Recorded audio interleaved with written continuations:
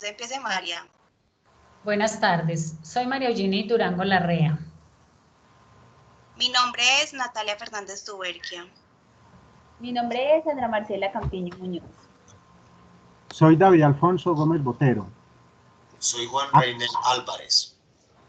A continuación describiremos algunos conceptos importantes para el diseño y la realización de estudios de casos y controles y también de cohorte, que son insumo esencial en el desarrollo de la epidemiología.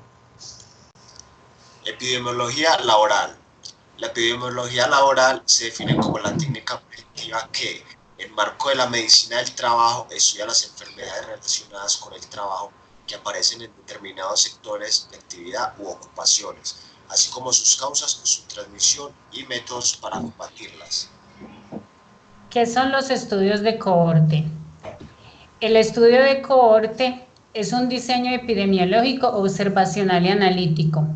Es el que mayor valor o cercanía tiene en lo referente a la búsqueda de asociaciones causales.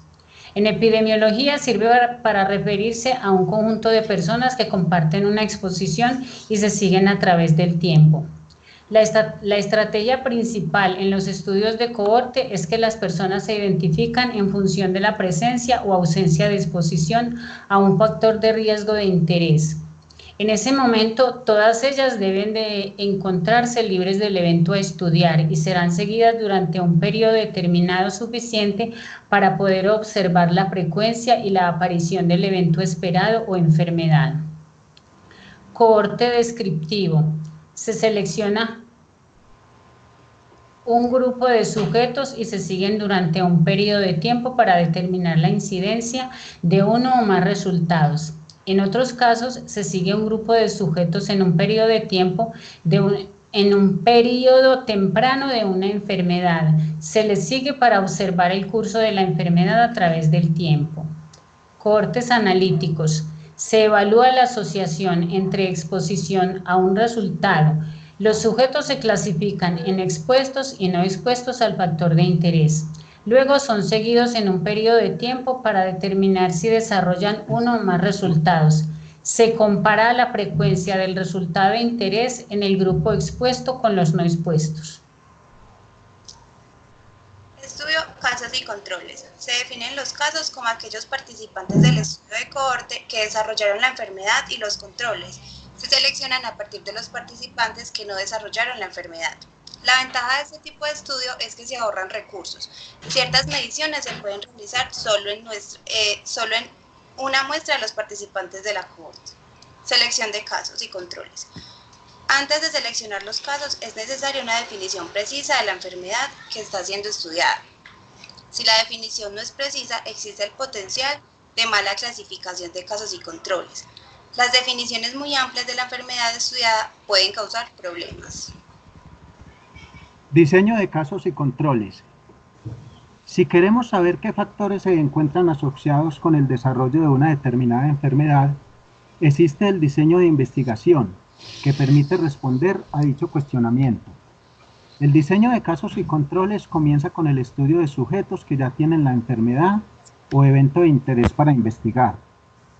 Permite conocer los factores que podrían estar asociados con el desarrollo de esta enfermedad. El estudio inicia desde el efecto y va orientado a la causa. Por ello, es un método retrospectivo. Es importante recordar que cuando hablamos del sujeto que ya tiene la enfermedad o característica de estudio, nos estamos refiriendo al caso. Y cuando hablamos del sujeto sano, que no padece todavía la enfermedad o característica de interés, estamos hablando del control. El estudio de casos y controles por parte de la descripción y análisis de problema de salud que afecta a una población. Este diseño es analítico porque tiene el propósito de establecer relaciones causales. No es experimental porque el investigador solo observa la realidad sin manipular ningún elemento que haga parte de ella. Algunas ventajas del diseño de casos y controles son: es relativamente menos costoso que los estudios de seguimiento. Son de corta duración, son rápidos de elaborar y conducir. Aplicaciones para el estudio de enfermedades raras, es decir, las enfermedades que son poco comunes. Permite el análisis de varios factores de riesgo para una determinada enfermedad. Requieren menos sujetos de estudio. Algunas desventajas o limitaciones son: no estiman directamente la incidencia. Pueden presentarse sesgos de selección y/o información. La ausencia temporal entre exposición y enfermedad no siempre es fácil de establecer. El estudio de casos y controles se diferencia en un estudio de cohorte porque allí los individuos son seleccionados de acuerdo a la enfermedad y se observa qué sucedió en el pasado con respecto a la exposición. Un estudio de cohorte se seleccionan los individuos de acuerdo a la exposición y se espera hasta observar si la enfermedad se presenta. El sesgo es un error sistemático o desviación de la verdad que afecta siempre a la validez interna, a la consistencia de los hallazgos de un estudio. Es por ello que los resultados observados a las inferencias no corresponden con la realidad. Dentro del sesgo es importante considerar las siguientes clasificaciones. Tenemos el sesgo de selección y el sesgo de información. El sesgo de selección se refiere a los errores sistemáticos que provocan que la población no sea representativa de la población fuerte, lo que quiere decir que afecta a la validez de los resultados. Entre los tipos de sesgos de selección tenemos el sesgo de admisión, el sesgo de prevalencia, el sesgo no respuesta, el sesgo de membresía. El sesgo de información se refiere a los errores que se introducen durante la medición de la exposición de los eventos y otros variables de la población de estudio.